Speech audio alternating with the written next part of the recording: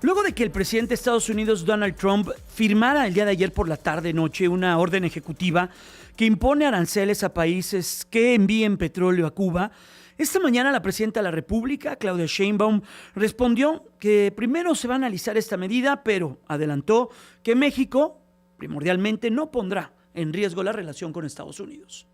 Tenemos que saber los alcances, porque tampoco queremos poner en riesgo a nuestro país en términos de los aranceles. Queremos saber los alcances y siempre buscar las vías diplomáticas, la no confrontación, el diálogo, buscar las vías diplomáticas y buscar distintas maneras de apoyar. Estados Unidos está enviando, por ejemplo, ayuda humanitaria a la isla, alimentación y otros insumos a la isla, al pueblo cubano. Y nosotros buscaremos la manera, sin poner en riesgo a México evidentemente, pero de buscar pues la solidaridad siempre con el pueblo cubano. De riesgos habla con ese tema de los aranceles. Hemos visto cómo ha sido esta parte de la política norteamericana. Pero ¿qué vive o cómo vive México?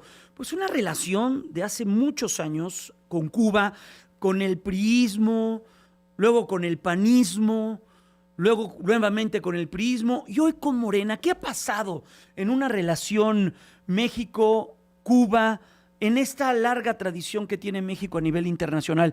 ¿Qué mejor platicar de este tema con el doctor Ricardo Pascue? Él fue embajador de México en Cuba del 2000 al 2002. Ex embajador, qué gusto primero saludarle. ¿Cómo se encuentra? Muy buenas tardes. Muy buenas tardes, Jaime. Un gusto saludarte. A ver, ¿qué debe pasar en México en una relación que ha sido compleja de toda la vida? Seguramente usted nos va a ayudar a comprenderla mucho más. Primero con el priismo, con el partido hegemónico, después con la llegada de la transición democrática, con la llegada de Vicente Fox, la continuación con Felipe Calderón, el regreso del priismo con Enrique Peña Nieto, lo que pasó con la llegada de Andrés Manuel López Obrador y esta etapa con la presidenta Claudia Sheinbaum. México-Cuba, doctor, ¿cómo debe verse esta relación? Bueno, ha pasado por varias etapas, justamente la descripción que hace de los distintos partidos y las distintas apreciaciones del asunto, ha pasado por toda una serie de etapas. Yo diría que la etapa del PRI fue una etapa de amistad, sí, pero al mismo tiempo México mantenía una neutralidad frente a la Revolución Cubana, Uh-huh. porque al mismo tiempo era intermediario con Estados Unidos. En ese sentido, eh, el periodo del priismo se marcó básicamente por ser un periodo en el que México jugaba este apoyo a Cuba en algunas cuestiones, pero también le proporcionaba a inteligencia y análisis político de la situación en la isla Uh-huh. a Estados Unidos a través de la CIA.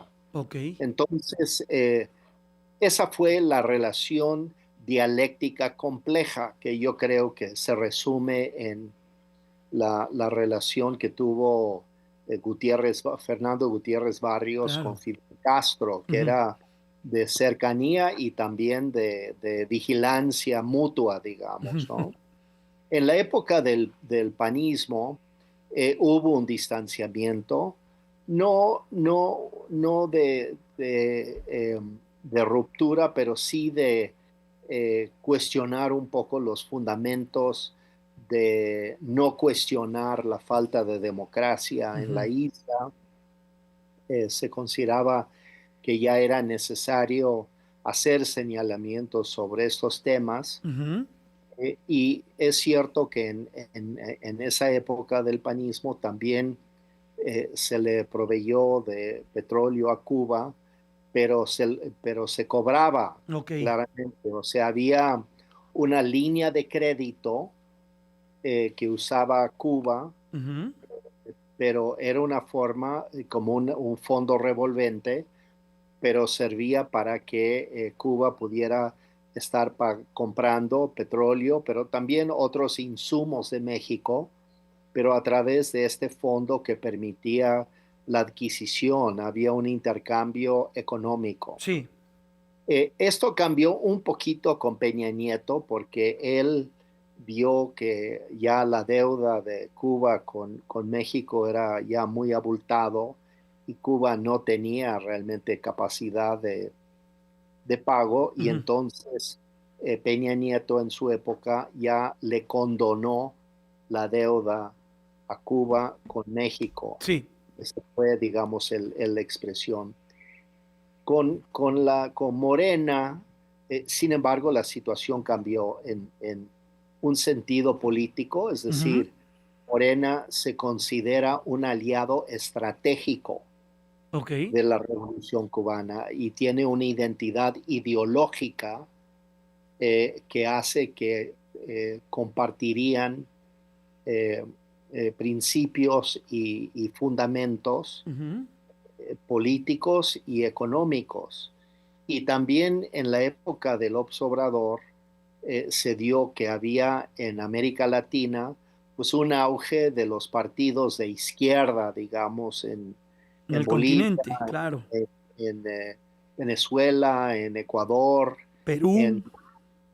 en Perú, Ujú. en Chile, etcétera, en el propio Brasil. Ujú. Entonces, todo esto hizo que la relación con Cuba fuese natural, pero ya no era esa relación relativamente neutral, sino México apostó a favor de Cuba. Por eso Andrés Manuel, por ejemplo, invitó Claro. Un al 16 de presidente septiembre, ¿no?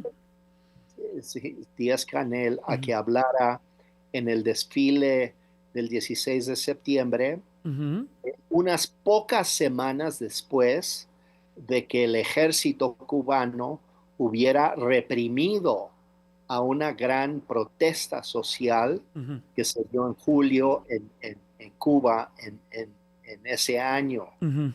Es decir, de alguna manera México avaló la acción represiva del régimen y por esa razón invitó al presidente Díaz-Canel Sí. pocas semanas después de haber reprimido una protesta ciudadana en su país. Entonces, México dejó de tener cierta neutralidad para colocarse abiertamente del lado de la revolución y del Sí. proyecto político.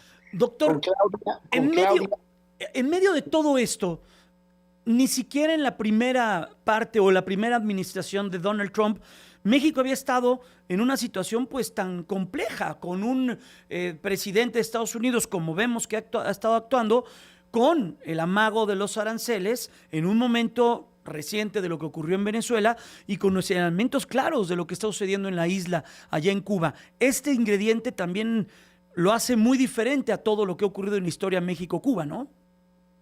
Bueno, exactamente. Y además, el hecho de que tengamos en pocos meses la negociación del TEMEC pone en entredicho Ujú. muchos factores políticos, porque hay que recordar que el TEMEC no es solamente un acuerdo comercial. El TEMEC es un acuerdo que tiene implícito una serie de condiciones políticas, particularmente la idea de que México comparte valores fundamentales con Estados Unidos y Canadá en algunos temas como es el tema de la democracia. Considerando que Cuba no es una democracia, es una dictadura, Ujú. esto ha entrado en un proceso de choque directamente con el gobierno de Donald Trump.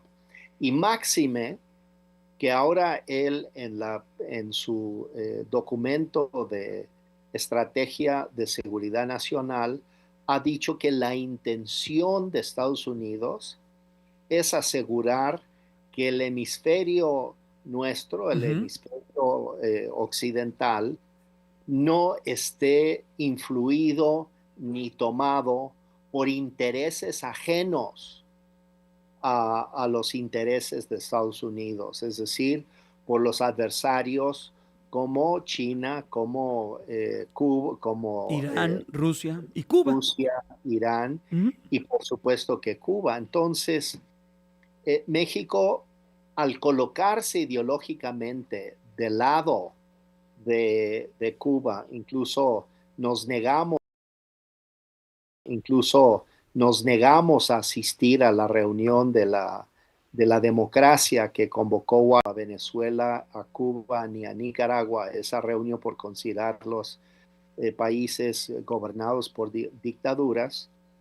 México se negó a asistir a esa convocatoria de Estados Unidos. Y esto ya marcó una diferencia, porque México no había hecho esto antes. Había tenido una buena relación con La Habana, pero nunca había estado absolutamente del lado de La Habana en contra de Washington. Y ahora el problema es que México se ha colocado junto a La Habana en contra de Washington. Este es el problema. Y entonces México perdió su neutralidad en este asunto. Y esta es la característica que te quería describir de la era morenista, de que México perdió esa neutralidad y eso es lo que ha generado para México pues un riesgo de seguridad nacional que mencionaba la presidenta en su discurso y es lo que ha hecho que ella, presionada por Estados Unidos, ha tenido que dejar de enviar petróleo a Cuba. Pues ya veremos la manera en la que evoluciona algo, como usted comenta, complejo de una relación de hace muchos años. Doctor, ex embajador Ricardo Pascue, muchas gracias por estos minutos. Que esté muy bien. Anímate.